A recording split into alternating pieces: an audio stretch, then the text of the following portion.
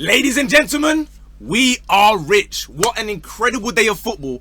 And we cooked in virtually every single game except the very first one, the lunchtime kickoff. Now, before I get into that game, of course, we're going to start there at Villa Park. I'm telling you, man, now, this is why nobody should rush me when it comes to predictions. Because as you will see, when we go through the games in the Premier League, La Liga, Serie A, Bundesliga, and so on, you say, you know what? Fairs. I understand why we got to give him time to cook, and I understand why this guy deserves 100k subs. Let's get into it. Let's start at Villa Park, where, like I said, the one game we got wrong, we got it wrong with the last kick of the game. Let's get into it. I, of course, did say Aston Villa against Arsenal would be a draw. Now, as far as I'm concerned, I think I did tell you guys, I gave you ample warning. Lunchtime kickoff, in general, avoid. Most certainly this game in particular, because of course Arsenal, crazy long unbeaten run, Villa, crazy unbeaten run as well. I think they're 6 wins in a row plus unbeaten home record for however long it has been. It was always going to be a carnage one to predict, and to be fair to both teams, this was a really good watch. I don't know if you guys will agree with me. Normally early games it's a bit slow, the fans aren't really up for it. This was a really end-to-end game. Both sides missing chances. Watkins had a couple put on a plate for him, didn't bag. At the other end as well, we're seeing Saka and Odegaard hit some long-range efforts as well, saved by Emi Martinez. So it was a very even game, but I'd argue Villa just about edged the first half, and eventually they got the breakthrough deservedly. Matty Cash catching Eze sleeping at the back post. Obviously Calafiori wasn't quite in that particular position, but again, your wingers are meant to track back and mark and whatnot. As for Calafiori, that boy was playing up front today, on the wing, on the right wing. So when guys talk about like the 4 defenders or 4 centre backs, sometimes I laugh, bro, because it's like, are you watching the games? I'm seeing Aston Villa exploit the pockets in behind because there was so much space vacated by Ben White playing, you know, like he's Mo Salah. And then you got Calafiori moving like Sadio Mane at Liverpool, bro. Like the red arrows or whatever. So like I said, Villa were cutting Arsenal apart. Great passes in between the lines. In between Hincapié and where Calafiori was meant to be. And then likewise White and Timber, who of course isn't necessarily an Arsenal centre-back, let's say. Because he has played there for Netherlands. So Cash gets his goal. 1-0. Again, deserve at half-time, I think, on the balance of play. Second half, whatever Arteta said, if it was the light bulb thing he was doing, he turned the light off in the dressing room. He said, hey guys, we need to have the connectivities, we need to have the passions, win the duels. Second half, Arsenal came out on smoke. Trossard came on. Obviously, he has been injured for a while. He comes on, gets his goal, and he comes off. You know that meme of like that? I forgot what show it is, but it's like a meme. They're like, oh yeah, I'm here, I've arrived, my work here is done. That's all, folks. Off I pop, because he got injured again, or he aggravated whatever injury he already had. So it was a bit of like a for emergencies only type beat. And at that point, you're thinking, oh, hold on a minute. Villa are on ropes here. Because although I said the first half Villa edged it, it was more like a 55-45 in favour of Villa in the first half. In the second half, it was genuinely Aston Villa couldn't even breathe. They were just in their box the whole time. But then, I want to say 5 or 10 minutes after Trossard's goal, Arsenal didn't really put the punch with the second. Like, they brought on Trossard and Gyökeres. Gyökeres wasn't really holding the ball up. It wasn't sticking. Konsa kept on winning his aerials. Whereas with Arsenal, of course, naturally, without Gabriel and Saliba, the 2, I guess, dominant centre-backs, you're lacking a little bit of that with Hincapié and Timber playing as centre-backs. But they aren't, you know, giants or titans like the other 2. Villa started to gain control a little bit. Don't get me wrong, there were still chances for both teams. Like I said, Rice would win the ball a lot from like Onana, for example, or Tielemans or Kamara. Play it forward, boom, Saka gets in behind, cuts it back, etc, etc. But Aston Villa grew in confidence more and more, and we know how much disdain Unai Emery has for Arsenal, and he really, really took it, well, as you can say, super serious. Odegaard finally hit an absolute like pow driver. Emi tips it over the bar. And then there's a chance where Rice is now on the left wing. He whips it across. You're thinking, Gyökeres, you got to be there to bag that. He doesn't quite. But then Madueke, this one is where it's like, oh, what have you done there, son? Because the ball arrives at Madueke and he somehow, or rather for some reason, decides to shoot from an acute 3-degree angle maybe, goes into the side netting when he could have cut it back. And I'm not saying it would have been a goal, but there's no guarantee realistically what would have happened. But like I said, all the changes were made because Eze was quiet. Saka, I'm not even sure why he came off, to be fair. I think Saka was quite good. Maybe because of the yellow card. He looked a little bit heated and he was a bit angry at some of the tackles and whatnot. But like I said, Martinelli was on, Gyökeres was on. Just a whole lot of changes were made. And in the end, they go up the other end. And Hincapié, who I think had a really good game prior to the 95th minute, ends up being the one. Oh, sorry, I forgot to mention as well, by the way. As Vera dominating, they got close a couple times. There was one where Marlon kind of found his way through and just snapshot across goal, maybe millimeters away. And another one where Timber blocks the ball or tries to clear the ball. Or basically, he blocks the cross, if you will. And again, squeezes just round and misses the post, misses going into his own goal, I suppose. So, like I said, Villa were really, really pressuring. And as I told you guys beforehand in my predictions video, I went with a draw. So in my head, those final 10 seconds, when the ball's bouncing around, Hincapié trying to clear, Timber's trying to clear, everything to clear. Bro, I'm jumping in my laptop like that to try and block it as well, bro. I want my 1-1 draw. Lo and behold, Buendia scoops it up into the air to make sure that those bodies lying on the floor don't block it. It flies in. Final kick of the game. Aston Villa win 2-1 to burst Arsenal's bubble, which meant, of course, that there was a lot of pressure, or rather, a lot of confidence, let's say, for Man City, who at 3 p.m. had a big game of their own, right? They were playing Sunderland, who we know are a very, very strong team. We know they've given, Arsenal themselves, Chelsea, other teams, Liverpool most recently, a lot of trouble. And they were doing the same thing here. It took a Ruben Diaz rocket, reminiscent of that of Vincent Kompany v Leicester, to win the title back in 2019. For those of us who remember. Sub if you remember that one. Surely you man remember that one. I know you man, when I mentioned 1920s, 1930s, maybe you're not there, you don't remember. Surely you man remember that Kompany banger. That finally broke the deadlock, and from that point, again, another centre-back, or whatever you want to call him, left-back, centre-back, defender, let's say, he now gets a goal from a set-piece, 2-0. But the thing is, we've said this before, right? We've seen City cook in the first half, or let's say the last 10 minutes, because again, it was an even half, I would say. Israel had a couple good chances saved by Donnarumma. You're thinking, all right, 2-0, Sunderland are a very, very good team. They can still get something out of this. And second half started a little bit cagey. City kind of reverted back to type where, like we said, second half, for whatever reason, they start bugging out. I think Xhaka hits the post, couple more chances, but then you have to just applaud what we see afterwards. Rayan Cherki, take a ball, son. He gets the ball on the right-hand side, chops it, does a Rabona cross to Phil Foden to put it on a plate for him. He heads it onto the bar, bounces down, and goes in 3-0. If there was any doubt beforehand, that was that. Game over. Incredible win for City, given all the talk about like the lack of clean sheets recently and leaking goals and whatnot. Sunderland, or this O'Neill brother came on with like 5 minutes to go. I don't know if he had his head lost or something like that, but yeah, he went and got a crazy red card. Absolutely deserved. That's a violent tackle, but it means City are now 2 points behind Arsenal. Like I told you guys a week ago, like I said, if you've watched the SDS Greener episode, narratives change very quickly. All the talk about like Arsenal being the most dominant by far and City are not in the race, I've never really bought that, because it takes one slip up and City win, and now it's like, oh, hold on a minute, what's going to happen here? But like I said, I did put City to win, and you might tell me, oh, come on, you're going to take credit for saying City win the game? Fair enough. How about saying Bournemouth and Chelsea draw? Does that deserve a like on the video? As far as I'm concerned, this video should have 1,000 likes. Minimum. If I don't see 1,000 likes on this video, go down now to put the like. If I don't see 1,000, I'm not making the video tomorrow. That's a lie. I'm going to make the video anyway. But please, just do it anyway if you appreciate me waking up at 9 a.m. to make a predictions video for you guys. Just hit the like button anyway. I told you guys, Bournemouth-Chelsea will be a draw. Now, I said 1-1.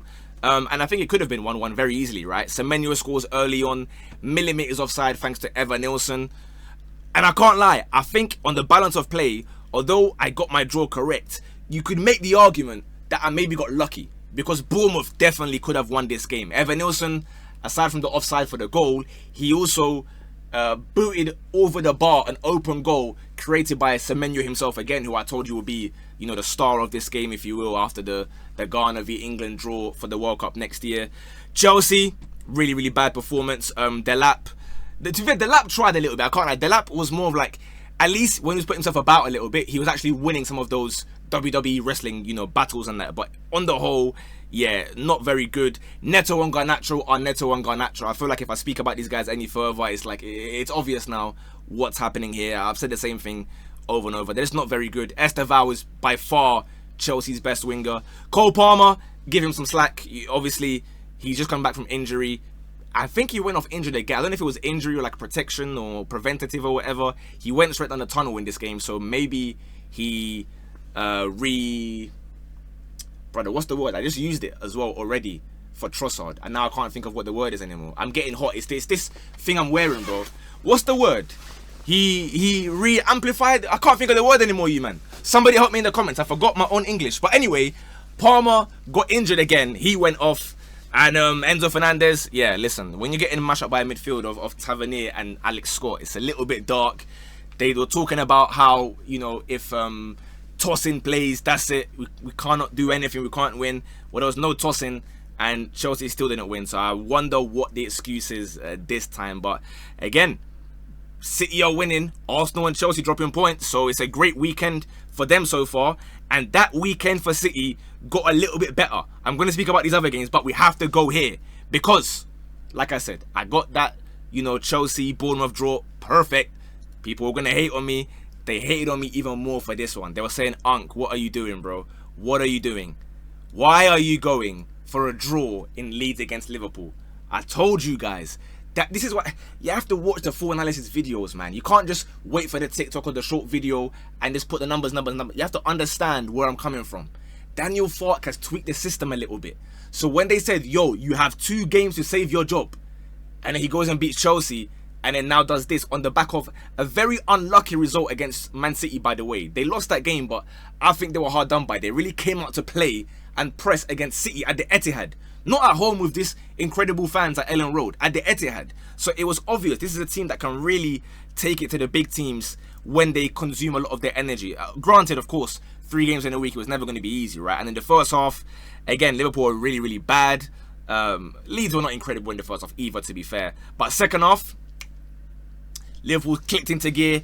Ekitike with a brace. First one, so, to be fair, one of them was like handed on a plate to him. But again, very well anticipated to win that ball, charge through, slot home, like I said, slot, pardon the pun. 2-0, you're thinking, yeah, okay, you know what? Fairs, guys. Maybe I got it wrong. I'm there thinking of my video, like, alright, so I got the Arsenal Villa one wrong in the last minute. I've got every other game right, and on the last game, we're going to get it wrong again. But, then, Konate arrived. Are we going to start doing that one now? Is that too rude? I feel like we can't give him the same Ugarte treatment, innit? Are we going to start calling him Konate? Or is that... I feel like I rate Konate, though. I don't know why he's being this dead this season, but maybe we... Let me know. Do we do a Konate type vibe? We might have to give it to him, because that penalty was bad, bro. No need to let Leeds rather back into this game. They do. They get the penalty, and with a minute or two later, just like the Ekitike one, bang, 2 goals in 2 minutes. Ellen Road again, marching on together. It's rocking. I'm thinking, oh yes. I'm going to be honest with you, man, as well. In my Accas, I did put Leeds-Liverpool draw. I was that confident in a draw in this one and the Bournemouth game that I did put a draw. I didn't put the Arsenal game. I'll show you the receipts if you require. I put them in Discord and whatever. I did put a draw. And I'm thinking, oh, here we go then. But then guess what happens? Gravenberch plays a ball. McAllister, incredible dummy from him, to be fair. And then Szoboszlai, of all people, makes it 3-2 with 10 minutes to go. I'm just there thinking, there goes my bread. Lo and behold, I forgot. This is Arne Slot's Liverpool we're talking about. It's never over until... what, is that allowed on YouTube? The woman of any variety, right? We welcome all shape and sizes. So whatever size you are, it's not over until she's singing. Lo and behold, Leeds now bombarded with a couple set pieces. Liverpool had a chance to actually get some more goals, to be fair. Gakpo, again, pretty poor from him, to be honest with you. Obviously, Jones unlucky to hit the bar. It was in the first half. But Tanaka arrives at the scene again. He was hitting them shots from 20 yards like he was Chelsea again. Didn't quite happen for him because Alisson is a serious goalkeeper. But then from the set piece, the ball bounces. Gravenberch slightly handballs it even. And Tanaka just hammers it home, 3-3. I'm thinking, here we go. I've done it. It's another one that I can say, perfect. We've done it again. Big ups to myself for getting the draw. Big ups to everyone involved in the goals and whatnot. But yeah, it's a very dark day for Liverpool yet again. Not a great result for them. Big up to Everton beating Forest 3-0. I didn't put that in my predictions or whatever, so congrats to them. I didn't watch that one, but I heard Barry scored. Is that true? I have to go and watch this. My boy Barry, finally. I'm telling you, man. Everyone is calling him the worst striker in the league. I'm telling you guys now, save this interview. Tierno Barry is a good player, bro. Believe in him. What was the other games? Oh, Newcastle, Burnley. I had this one to be 2-0. Look at the time of the goal, bro. I was coming to say perfect, and then Burnley get a last-minute penalty to score a consolation goal in the end. We still get our 2-1 win, so well done to myself for going Newcastle win. Well done to me for putting Tottenham to actually win a game. That seems like it's an easy thing, but look at these odds even. Bro, it was not obvious at all. With how bad Spurs are at home, going for a Spurs win was kind of brave, I'll be honest with you. They did get the win. I didn't watch this game, to be honest with you. I was watching, obviously, well, I was listening to the other games on the radio, 3 p.m. But I heard Xavi Simons got a goal and assist, so I'll watch those tonight, and maybe I'll let you know my thoughts on another day, but big ups to him. And we now go to Spain. A lot to discuss on this one. A lot. You know what's funny? I'm looking at my comments as I'm speaking, yeah? Someone just said, bro, got all wrong. And this is why I say you man don't understand this sport, bro. You're not meant to go and put the score lines of what I'm saying. No, who puts money on score lines? That's just ridiculous. Every game, the outcome is correct. Whether it be the team to win, or someone to draw, or a certain player to start cooking. For example, in this Barca game, I say Barca are going to win this game and Anthony will score. Now, obviously, I'm not going to say it's 5-3 is the score or whatever. That's just ridiculous, right? That's never going to happen. I'm not going to tell you 5-3. However, we have to have a conversation, though, low-key. Because did Barca slightly cheat? Now, hear me out on this one. Barca could have scored about 8 goals here, 9 goals. It was a great game from Barcelona. Ferran Torres getting a hat-trick, by the way.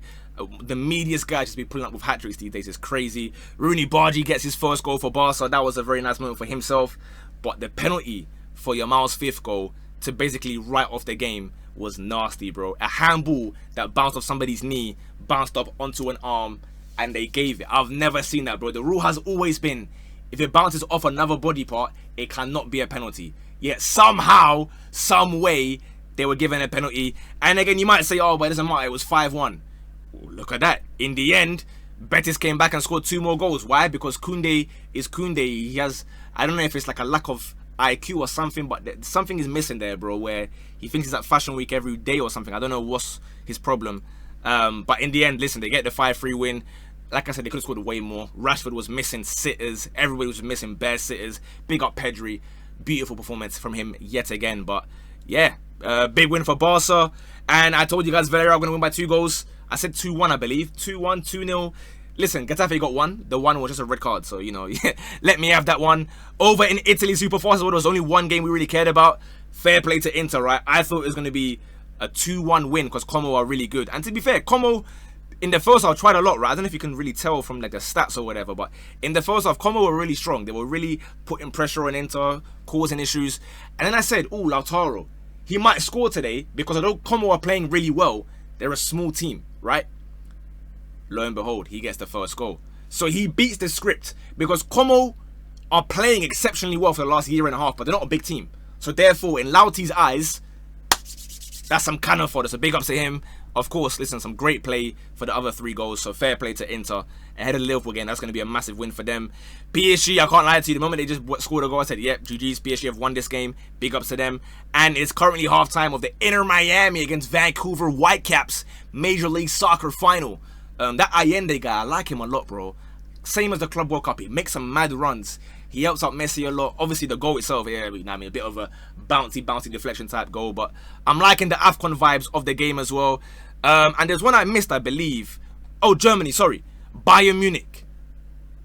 They went 1-up on the Inter 4-0. They went and put 5. Now, fair play. Harry Kane hat-trick. Leimert, the most exciting Austrian player in the universe, scored a nice little backheel goal. And Stanisic scored a goal where the keeper should have done better as well. But again, 5-0 to Bayern. They were very worried about that game. I said, don't worry, you're going to win comfortably. Granted, I didn't say 5-0, but hey, that is a big win for them.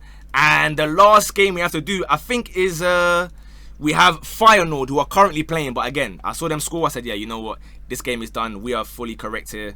It is half-time, well, nearly half-time. It's 4-0. So, big ups to myself. The Ackers roll on to tomorrow. Ueda with the hat-trick. Fair play to him. Quentin Timber, I guess, with a penalty. Big ups to him as well. That has been the Saturday roundup for today. Tomorrow's games are a bit smelly, I'll be real, so I have no idea what we're going to upload. Maybe just a Real Madrid game reaction. I don't know. Maybe Napoli against Juve. We'll see. If you made bread, all I ask is a little like on the video, a little subscribe, road to 100k. Have a wonderful rest of your weekend. In a bit. Bosh.